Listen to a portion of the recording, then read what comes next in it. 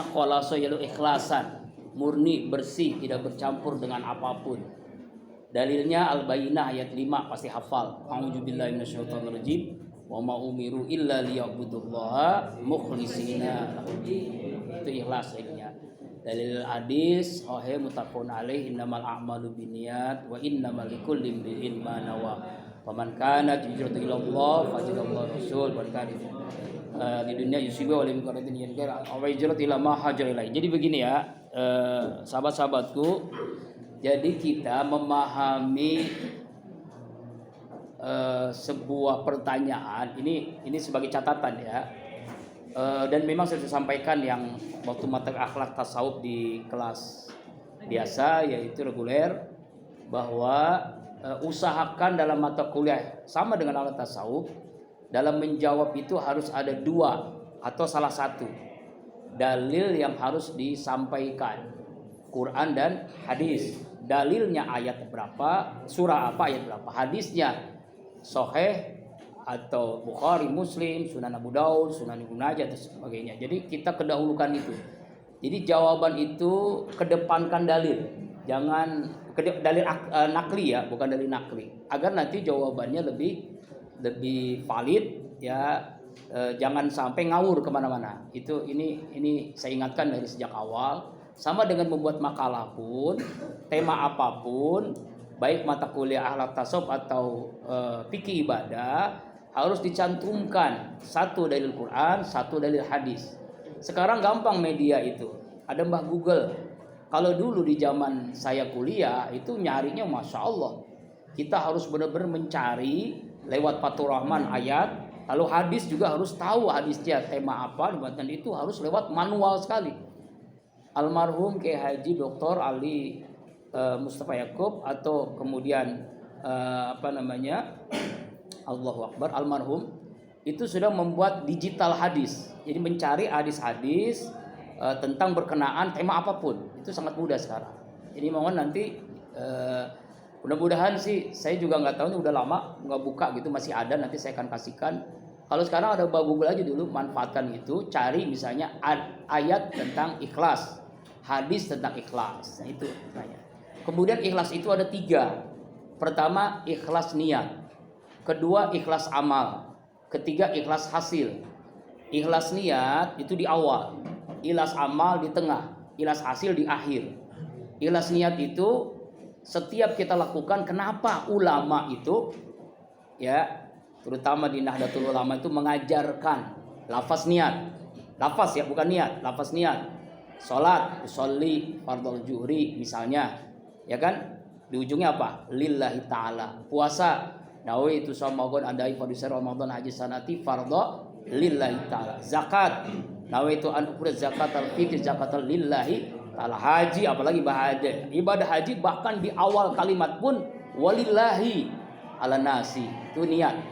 Yang kedua ikhlas amal, amalnya tidak boleh bercampur dengan riya, sum'ah, ujub. Riya pamer, ingin dilihat, sum'ah ingin diperhatikan, ujub bangga, merasa paling benar, merasa paling soleh. Nah itu harus hilang tuh 3 penyakit ikhlas ya. Sholat karena mertua, biasanya surah yang dibaca surah langganan, kulhu sama CS-nya inna atau inna. Ada calon mertua ya, disuruh jadi imam, malu kan kalau baca kulhu inna atau inna. Akhirnya tumben-tumbenan membaca surah Al-Kafirun. Tapi karena mertua, Al-Kafirun setengah jam gak selesai. Wala antum abiduna ma'abud wala ana abidu ma'abatum wala antum abiduna ma'abud wala setengah jam gak selesai. Kesel mertua tuh calon, lakum dinukum waladhdallin. Ini karena mertua tuh sholatnya pamer, ria. Sum'ah ini ingin diperhatiin, ingin didengar. Contoh, ente misalnya berinfak ya ke pesantren, ke masjid. Infaknya disebutkan oleh panitia pembangunan masjid dari hamba Allah 1 juta rupiah. Ngomong kepada temannya, itu kan yang hamba Allah tuh gua. Udah bagus-bagus hamba Allah, tapi dia ngomong ke temennya, itu sum'ah yang hilang.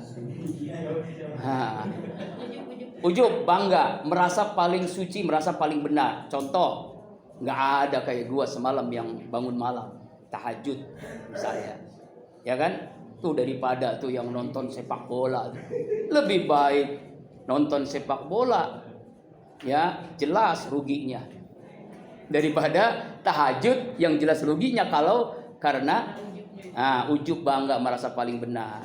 Fala tuzaku anfusakum wa a'lamu biman ittaqaa. An-Najm 32. Surah An-Najm ayat 32. Jangan sekali-kali kalian merasa paling suci, aku Allah tahu siapa kalian sebenarnya. Ini jadi hilang penyakit 3 ini, maka dia ikhlas amal. Dan yang paling akhir hasil kholas. Apa itu? Jangan diungkit, jangan menceritakan kebaikan, ya, itu ikhlas hasil. Contoh misalnya, kita memberikan santunan yatim, anak yatim, fuqara masakin. Anak yatim itu kita biayai gitu kan. Jadi masih kecil, sekolahnya MI, ibtidaiyah, sanawiyah, aliyah, ya kan, sampai perguruan tinggi, jadi sarjana. Jadi orang besar dia, bahkan jadi doktor. Semua biaya kita yang tanggung. Ikhlas niatnya karena Allah, amalnya tidak riya, tidak sum'ah, tidak ujub. Lalu anak yatim yang kita biayai tadi melupakan kita nih, melupakan. Akhirnya kita ngomong, kalau bukan karena gua tuh dia nggak bakalan jadi dokter. Wah, itu hati-hati. Kalau bukan karena gua nih nggak ada pesantren. Kalau bukan karena gua nih nggak ada masjid. Lah kalau bukan karena gua siapa gitu kan? Hati-hati ini. Ini setan itu cerdas supaya kita nggak ikhlas. Nah, yang terakhir ini paling berat nih, ya. Ya, hati-hati nih. Yang ngomong juga belum tentu ikhlas. Makanya karena itu kita terus belajar ikhlas. Sama seperti saya mau nikah lagi, istri saya alhamdulillah ikhlas. Ikhlas kabur.